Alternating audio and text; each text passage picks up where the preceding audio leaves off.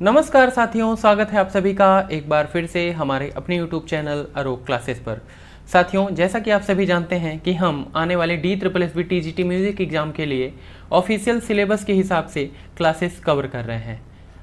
इससे पहले भी हम 16 क्लास कवर कर चुके हैं और एक रिवीजन क्लास भी कवर कर चुके हैं। आज हमारी 17वीं क्लास होने वाली है। अगर मैं सिलेबस की बात करूं तो 80% के आसपास सिलेबस अपना ख़त्म हो चुका है इन 16 क्लास में।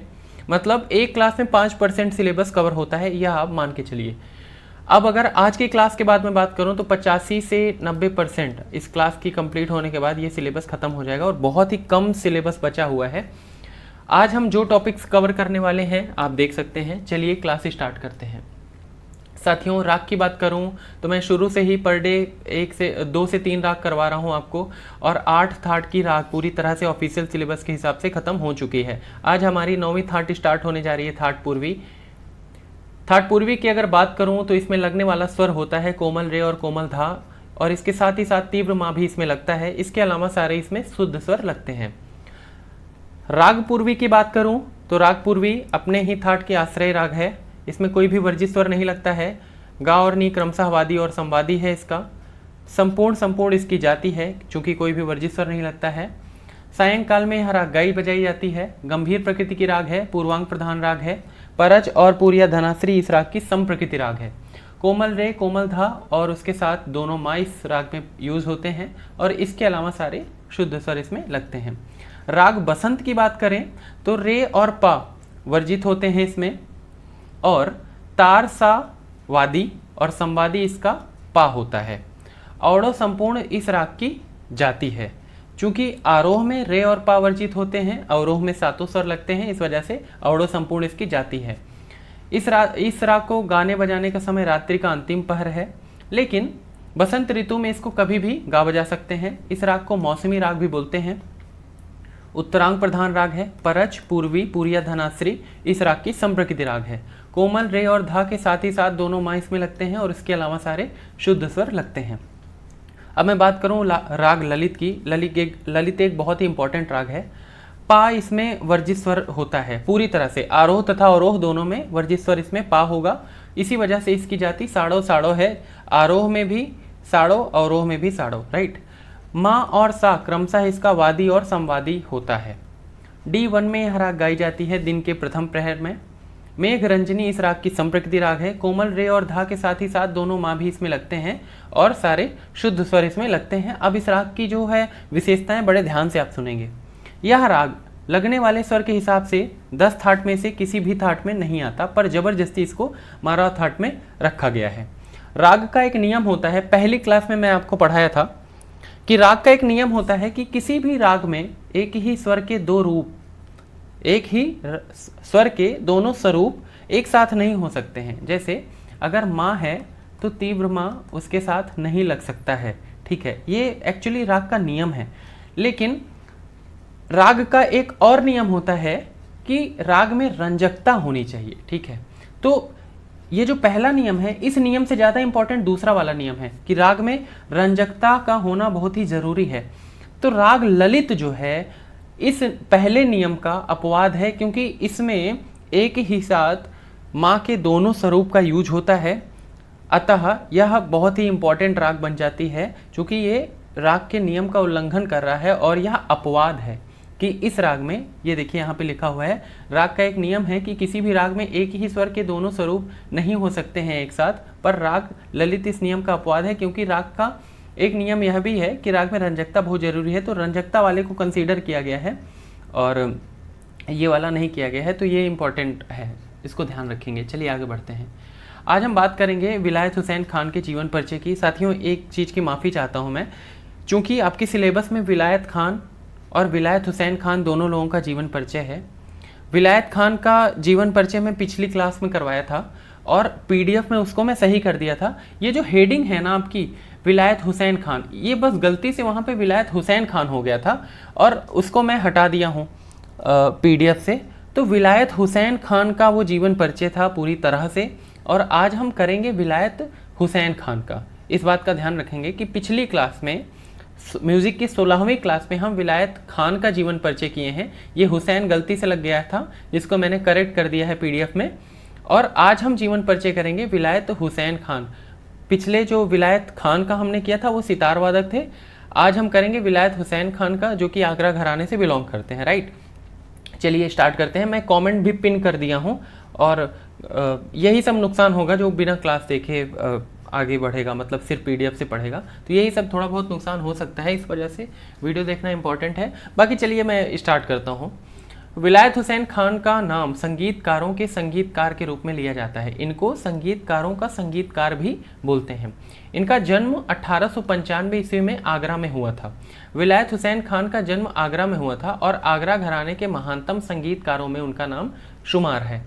विलायत खान आगरा के अग्रदूतों में से एक नत्थन खान के पुत्र थे।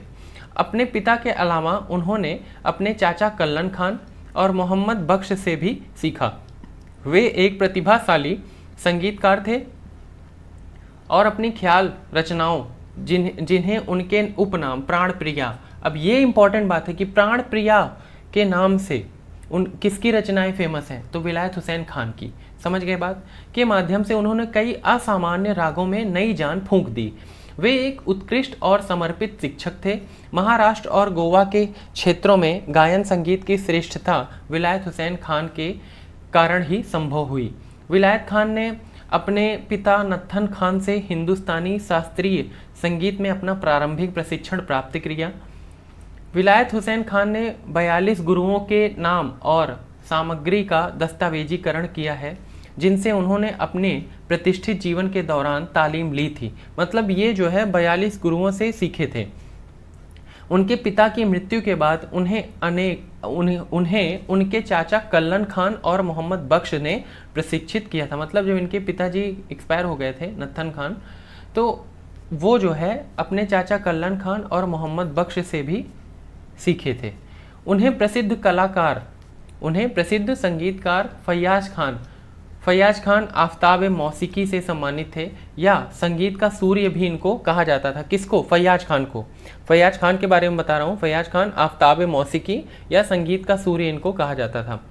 इनके द्वारा भी विलायत हुसैन खान प्रशिक्षण प्राप्त किए, और इनकी मृत्यु, विलायत हुसैन खान की मृत्यु 1962 ईस्वी में हुई थी। इनके कुछ प्रमुख छात्र हैं। वे एक उत्कृष्ट और समर्पित शिक्षक थे। उनके कुछ प्रसिद्ध छात्र थे मोगूबाई कुर्दीकर, जगन्नाथ बुआ पुरोहित, गुनीदास इनका उपनाम था, मेनका शिरोडकर, रत्नाकांत रामनाथकर, राम मराठे, गजानन राव जोशी, अभिनेत्री दुर्गा खोटे, गिरिजा केलेकर, सुमति मुताटकर। विशेष रूप से जगन्नाथ बुआ के साथ उनका संबंध था। मतलब जगन्नाथ बुआ इनके प्रिय शिष्यों में से एक थे, जिनमें बंदिशों का आदान प्रदान उनकी पारस्परिक प्रशंसा और एक दूसरे से अलग होने के दर्द को व्यक्त करता है। तो ये था आपका जीवन परिचय विलायत हुसैन खान साहब का, छोटा सा। विभिन्न प्रकार के जो आपका वाद्य है आपके सिलेबस में, अवनद्य वाद्य में करा चुका हूँ। आज के दिन हम सुशिर वाद्य करेंगे। सुशिर श्रेणी के वाद्य भी स्वर वाद्यों के अंतर्गत ही आते हैं। इनमें स्वर की उत्पत्ति वायु के आंदोलन द्वारा होती है। वायु के आंदोलन की भिन्न भिन्न विधियां हैं, लेकिन सारे वाद्य सुशिर ही कहलाते हैं। इस श्रेणी के वाद्यों में बांसुरी और शहनाई जैसे वाद्य भी आते हैं, जिनमें फूंक के द्वारा ध्वनि उत्पन्न की जाती है, और हारमोनियम, ऑर्गन तथा एकॉर्डियन जैसे वाद्य भी। इसके अंतर्गत आने वाले वाद्य यंत्रों को ध्वनि उत्पन्न करने की दृष्टि से 2 वर्गों में वर्गीकृत किया जाता है। प्रथम वर्ग के अंतर्गत वादक अपने मुख से वाद्य यंत्रों में वायु को संचारित करता है। इसके अंतर्गत विभिन्न प्रकार की बांसुरी, सहनाई, नादस्वरम इत्यादि आते हैं। द्वितीय वर्ग के अंतर्गत वाद्य यंत्रों में ध्वनि का प्रवेश वादक अपने मुख से न करके किसी यंत्र से वायु का प्रवेश कराते हैं, जैसे ऑर्गन, एकॉर्डियन, हारमोनियम इत्यादि। सुशिर वाद्यों में स्वर उत्पन्न करने की दृष्टि से पुनः 2 वर्गों में बांटा गया है। पहला वर्ग है, इसमें ऐसे वाद्य यंत्र आते हैं जिसमें स्वर उत्पन्न करने के लिए वादक अपनी अंगुलियों से सीधे छिद्रों को खोलता और बंद करता है। इसके अंतर्गत सहनाई, नादस्वरम, बांसुरी आते हैं। और दूसरा वर्ग है, ऐसे वाद्य यंत्र इसमें आते हैं जिनमें छिद्रों को बंद करके या खोलने के लिए चाबियां लगी होती हैं, जैसे क्लेरोनेट, सैक्सोफोन इत्यादि। ये इंपॉर्टेंट इंस्ट्रूमेंट है, बहुत ज़्यादा पूछा जाता है एग्जाम में। अब और कुछ इंस्ट्रूमेंट हैं उनकी बात करते हैं। सुशीर वाद्यों में सिंघा, उड़ीसा में संथाल जनजाति द्वारा प्रयुक्त यह वाद्य यंत्र बैल या भैंस के सींग से बनाया जाता है। सींग के नुकीले सिरे पर एक छिद्र करके वहां मुंह मारकर इसे बजाते हैं। कोम्बू, दक्षिण भारत में प्रयुक्त कोम्बू पीतल या तांबे की बनी अंग्रेजी के सी अक्षर के आकार की पतली नली है। यहां नली करेंगे आप, नली, जिसके फूंक मारने वाले हिस्से में नली लगी होती है तथा बाहरी भाग में गोलाकार झालर लगा होता है। शंख तुरही, यह किसी शंख को उसके बंद सिरे को काटकर वहां माउथ पीस या नल लगा दिए जाते हैं, जो प्रायः पीतल की बनी छोटी सी नली या प्लेट होती है। बांसुरी, बांसुरी खोखले बांस से बना एक वाद्य यंत्र है जिसमें एक सिरा खुला तथा दूसरा बंद होता है। फूंक मारने वाला सिरा चपटा होता है तथा पास ही बांसुरी की नली में एक छेद होता है तथा निचले सिरे पर 4 छेद लंबाई में होते हैं। वादक फूंक मारकर इससे ध्वनि उत्पन्न करता है तथा अपनी उंगलियों से नीचे स्थित छिद्रों को विभिन्न तरीकों से बंद करके धुनें निकालता है। आड़ी वंशी, यह भी बांसुरी के समान ही एक लंबी खोखली नली से बना होता है, लेकिन इसमें फूंक मारने वाला सिरा चपटा नहीं होता। इसके बंद सिरे की ओर कुछ सेंटीमीटर नीचे एक छेद फूंक मारने के लिए होता है। नीचे की ओर थोड़ी थोड़ी दूर पर छिद्र बने होते हैं जिनके ऊपर उंगलियों के संचालन से धुन बजाई जाती है। पुंगी या बीन, प्रायः सपेरों द्वारा प्रयुक्त इस वाद्य यंत्र का ऊपरी भाग एक सूखी हुई तुम्बी का बना होता है तथा इसके नीचे की ओर 2 बांस या धातु की नलिकाएं तुम्बी से जुड़ी होती हैं।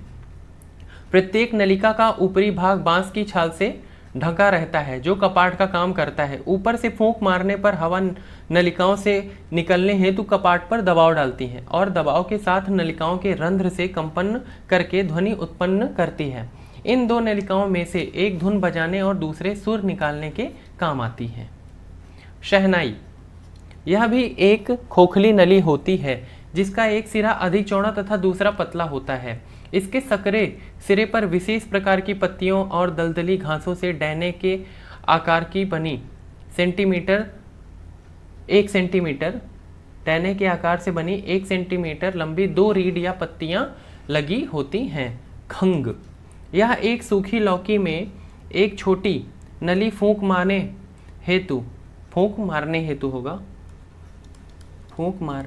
हेतु तथा 6 ध्वनियां नलिकाएं 3-3 के समूहों में लगी होती हैं। प्रत्येक नली के अंतिम सिरे पर एक मुक्त रीढ़ लगी होती है। नलिकाओं के बाहरी सिरों पर बांस की या फलों की छोटी टोपियां पहना दी जाती हैं जो आवाज को मंद करती हैं। रीढ़ के पास छोटा सा कटाव होता है तथा एक छोटी सी पत्ती छोड़ दी जाती है जो इसमें थरथराती रहती है। हारमोनियम, हारमोनियम एक बक्से जैसा वाद्य यंत्र है जिसके 4 भाग होते हैं, पर्दे, वायु प्रकोष्ठ, चाबियां या तथा रीढ़। वायुमंडलीय हवा को अंदर ले जाने हेतु पर्दों में छेद होते हैं तथा बाहर निकलने से रोकने के लिए उसमें चमड़े के कपाट होते हैं। हवा अंदर जाने के बाद चौकोर पेटीनुमा वायु प्रकोष्ठ में दाब के साथ प्रविष्ट होती है, वहां भी पर्दे होते हैं। इस वायु प्रकोष्ठ में से हवा तभी निकलती है जब चाबियों को दबाया जाए। किसी चाबी को दबाने से उससे जुड़ी पत्ती के नीचे का छोटा छेद खुल जाता है जिससे हवा वांछित सुर उत्पन्न करते हुए उससे गुजर जाती है। नादस्वरम, यह दक्षिण भारत के देवालयों में उत्सव, शादी, जुलूस आदि मंगल अवसरों पर बजाया जाता है। सामान्य रूप से देखने पर यह उत्तर भारतीय शहनाई जैसा ही प्रतीत होता है, परंतु वास्तव में यह शहनाई से बड़ा होता है। इसका आकार लंबे धतूरे जैसा होता है। तो ये था आपका सुशिर वाद्य, बहुत इंपॉर्टेंट है, याद रखेंगे। अब आपका एक किसी यूनिट में ये हिस्ट्री ऑफ म्यूजिक में शायद था, वैदिक ग्राम गेय गान, आरण्य गेय गान, पूर्ववाचिक, उत्तरवाचिक, उत्तरार्चिक, उदात्त अनुदात्त स्वरित में करा चुका हूँ पहले, लेकिन आज भी करा दूंगा। वैदिक और लौकिक स्केल, पंचविधा तथा सप्तविधा साम वैदिक वादी, ये सारे टॉपिक एक साथ ही कवर किए हैं। चलिए देखते हैं। तो संगीत का मूल सामवेद। वैदिक काल में चारों वेदों में संगीत का प्रतिनिधित्व सामवेद करता है, इसलिए सामवेद को भारतीय संगीत का मूल कहा गया है तथा इस वेद को 4 वेदों में सर्वश्रेष्ठ माना गया है। जैसा कि गीता में श्री कृष्ण ने कहा है, वेदानाम साम वेदोस्मि। साम का गान ऋग्वेद की ऋचाओं के आश्रय से किया गया है, अर्थात वैदिक मंत्र जब स्वर सहित गाए जाते हैं तब उन्हें साम कहा जाता है। छांदोग्य उपनिषद ग्रंथ के अनुसार साम की व्युत्पत्ति में कहा गया है सा अमह। साम, सा का अर्थ है ऋचा तथा अमह का अर्थ है आलाप, अर्थात आलाप से युक्त ऋचाओं का गान। वेद मंत्रों का स्वर तथा लय युक्त गायन करना ही सामवेद कहलाता है। सामवेद के 2 भाग हैं, आर्चिक संहिता तथा गान संहिता। आर्चिक संहिता के पुनः 2 भाग माने गए हैं, पूर्वार्चिक तथा उत्तरार्चिक। पूर्वार्चिक भाग में एकल गान के रूप में केवल एक ऋचा के ऊपर सामगान किया जाता था, जबकि उत्तरार्चिक भाग में 3-3 ऋचात्मक सूक्तों के ऊपर गान किया जाता था।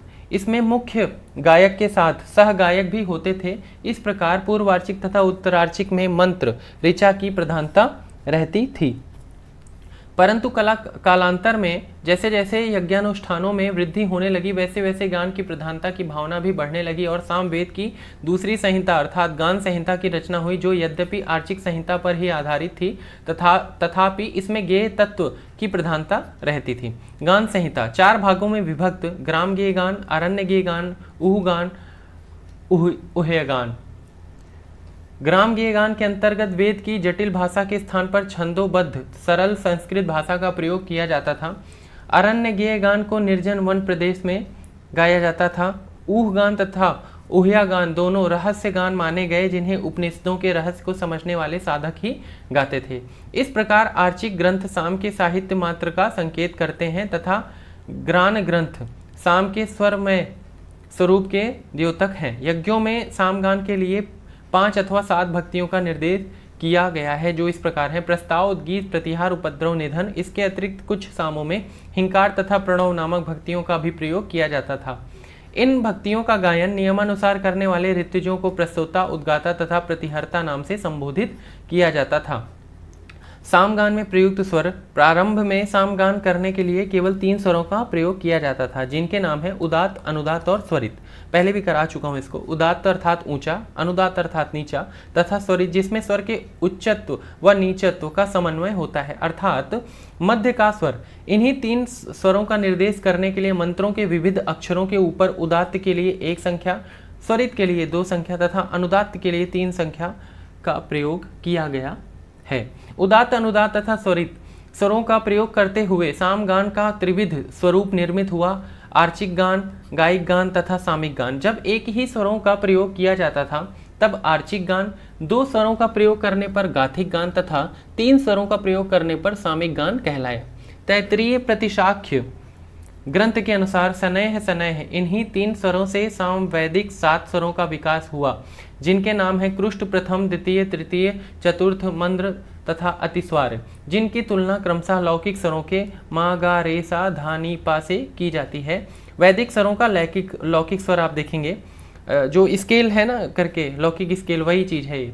सामवैदिक स्वर इधर लिखे हैं, लौकिक स्वर इधर लिखे हैं। एक बात मैं आपको फिर से बताना चाहूँगा कि प्रथम स्वर अगर जब भी पूछे आप कृष्ट लगाएंगे, कृष्ट, ठीक है, और कृष्ट का लौकिक स्वर माँ होता है। प्रथम स्वर को क्या होगा? कृष्ट होगा। इस बात को विशेष रूप से ध्यान रखिएगा, बहुत लोग गलती से प्रथम लगा सकते हैं, ठीक है। तो सामवैदिक स्वर कृष्ट, लौकिक स्वर माँ, प्रथम का गा, द्वितीय का रे, तृतीय का सा, चतुर्थ का धा, मंद्र का नी, अतिस्वारे का पा। ओके, चलिए आगे बढ़ते हैं। वैदिक काल के वाद्य।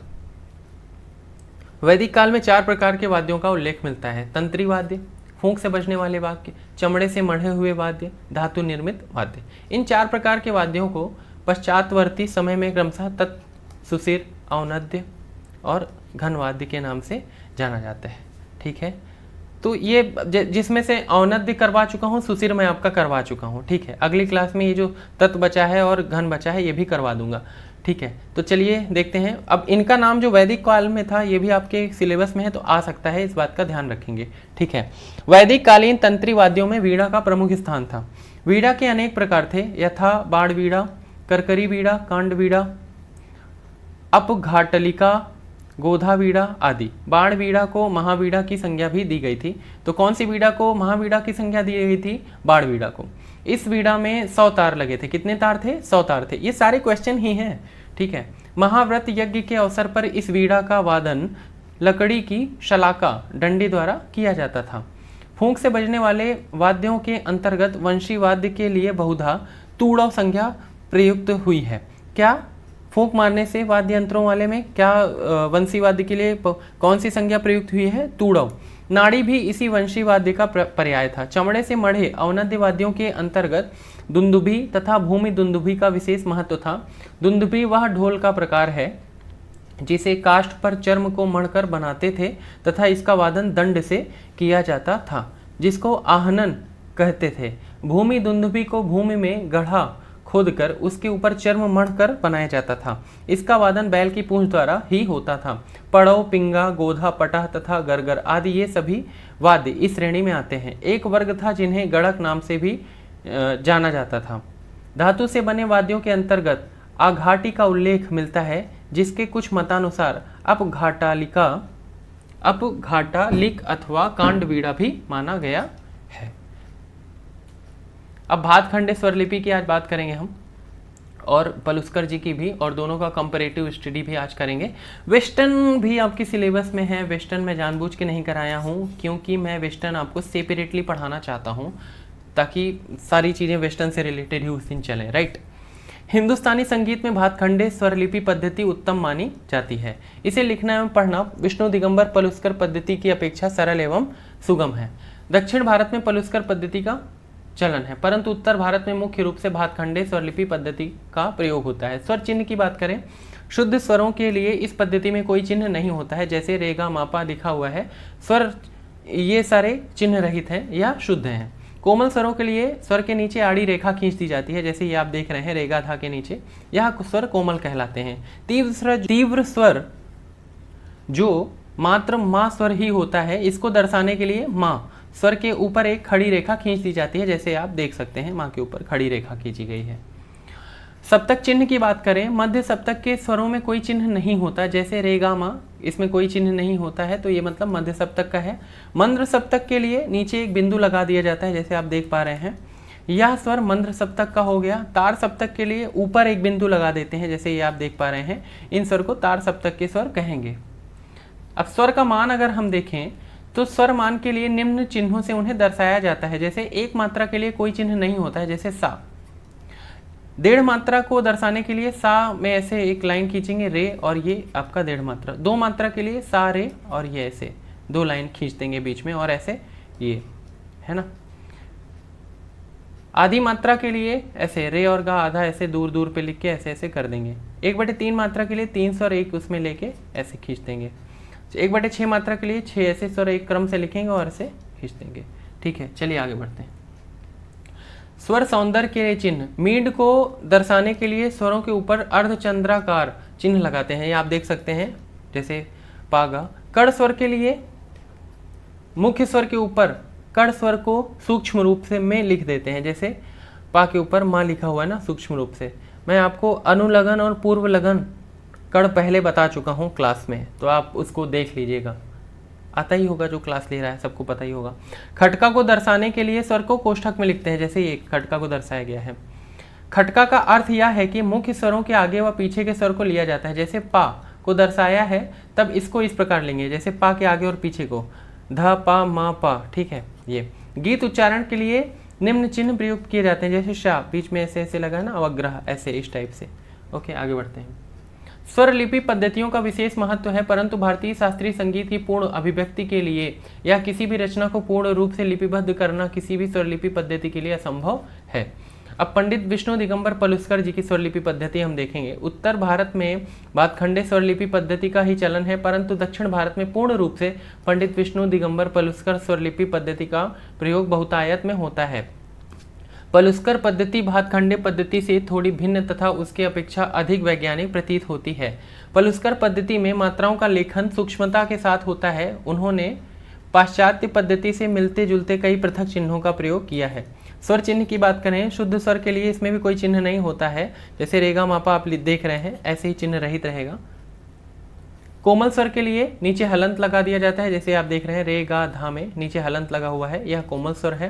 तीव्र के लिए माँ स्वर ही होता है और इसके दर्शाने के लिए माँ स्वर के नीचे हलंत खींच दिया जाता है, बट ये हलंत जो है उल्टा होता है, ठीक है। जैसे ये माँ एक्चुअली लिखा है ये, तो ऐसे उल्टा हलंत होगा, इस बात का विशेष रूप से आप ध्यान रखेंगे।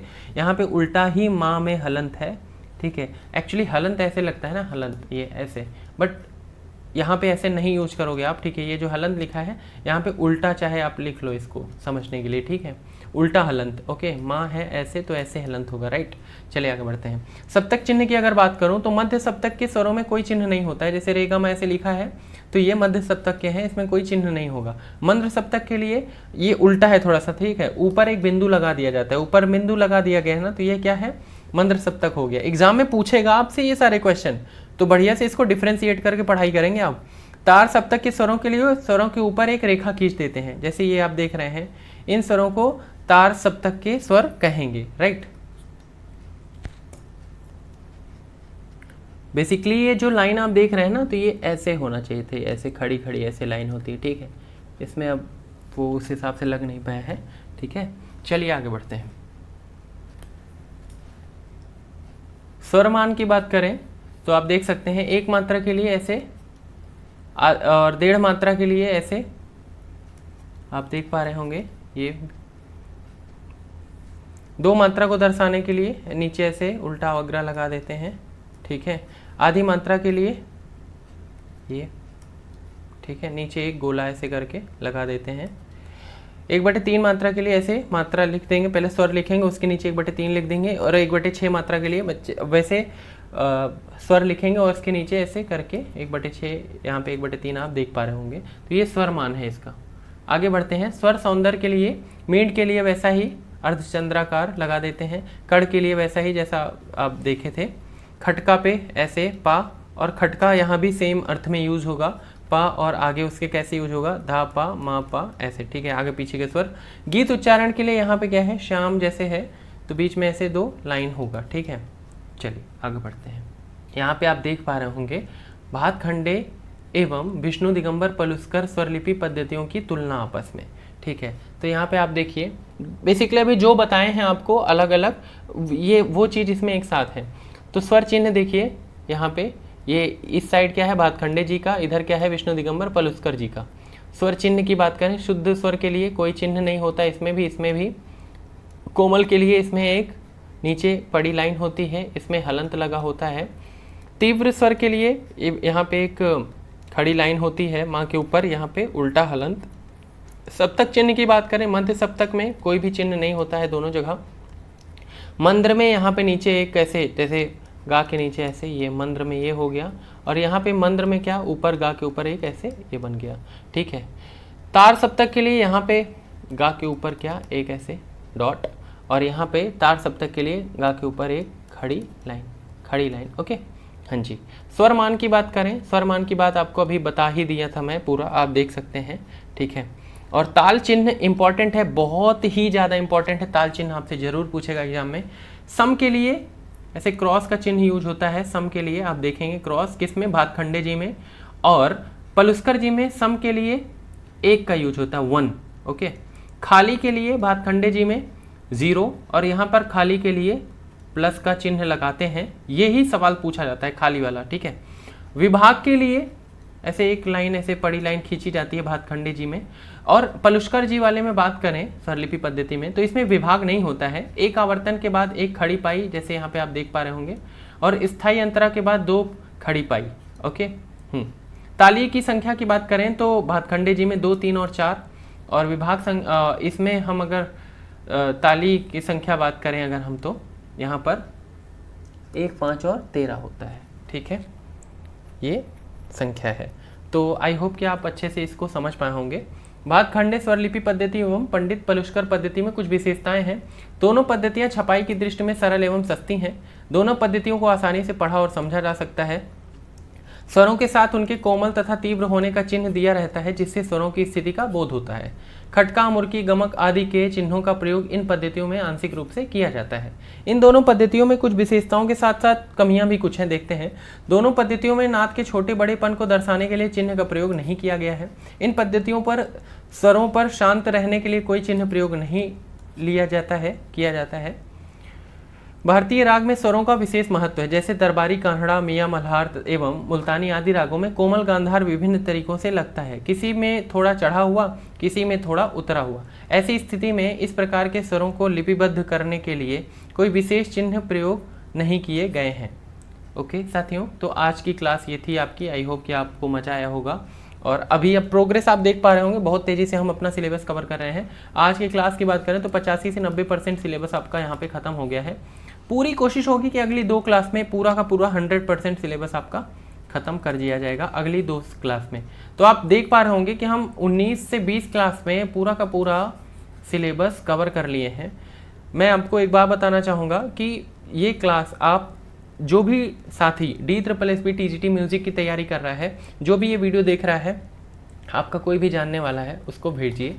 जो भी इधर उधर से बैच लेके परेशान हो रहे हैं बच्चे, उनको कंटेंट नहीं मिल रहा है, उनको एक बैच में, मैं खुद भी स्टूडेंट हूँ तो मैं देखा हूँ कि 80 क्लास करा दिए हैं, 80 क्लास एक बैच में।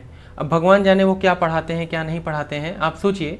और बहुत से बच्चे लाइव क्लासेस देखते हैं, भाई सब टाइम वेस्ट है। ये मैं आपको 40-40 मिनट की क्लास है मैक्सिमम, 1 घंटे से ज़्यादा कोई क्लास मेरी हुई नहीं है, और मैं आपका 20 घंटे में मोटा मोटा मान के चलो पूरा सिलेबस ही ख़त्म कर दिया हूँ। 100% ऑफिशियल सिलेबस के हिसाब से कुछ भी इधर उधर नहीं है। और हाँ, आपकी मैं प्रैक्टिस भी कराऊंगा, मैं आपकी प्रैक्टिस भी बहुत अच्छे तरीके से कराऊंगा। आप यकीन मानिए, कम से कम मेरा पूरा प्रयास रहेगा कि 5000 MCQs आपको मैं करवाऊँ, ठीक है। और बहुत ही जल्दी स्टार्ट करने वाला हूँ ये सीरीज़। जैसे ही ये अगली 2 क्लास में मैं कोशिश करूँगा सिलेबस ख़त्म कर दूँ, उसके बाद 5000 की सीरीज़ स्टार्ट करूँगा। चैप्टर वाइज सिलेबस जो भी है सिलेबस के हिसाब से सारे क्वेश्चन करवा दूँगा। इसके बाहर से आपका कोई भी सवाल नहीं आएगा। तो अगर आपको ये सारी क्लासेस पसंद आ रही हैं तो लाइक, सब्सक्राइब, शेयर वगैरह कर सकते हैं आप, अगर आपकी मर्जी है तो। बस मेरा ये कहना है कि जो भी बच्चा सीरियस होकर पढ़ाई कर रहा है, जो पढ़ना चाहता है, परेशान है, उस तक ये वीडियो पहुंचाइए। आप उनको बताइए। जो मेरी क्लास से वीडियो देख रहा है बहुत ही अच्छी बात है, और जो नहीं भी देखना चाहता है, जिसको टाइम नहीं है, वो PDF में इसका भेज देता हूँ तो रीड कर ले। मेरा अल्टीमेट गोल ये है कि आप लोगों का सिलेक्शन करवाऊँ मैं, ठीक है। चलिए फिर इसी तरह से सहयोग बनाए रखिएगा। मिलते हैं आपसे अगली क्लास में, तब तक के लिए गुड बाय।